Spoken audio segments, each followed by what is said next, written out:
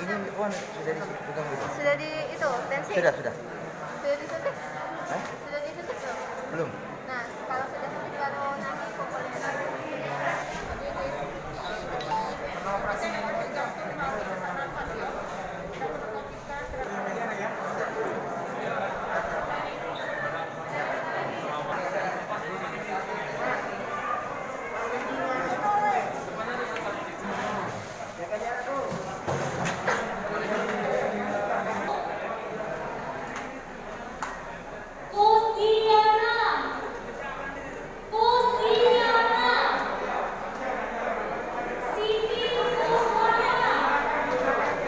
Betul, jadi gini, kami dari Kodim sifatnya membantu memfasilitasi dalam artian vaksinnya.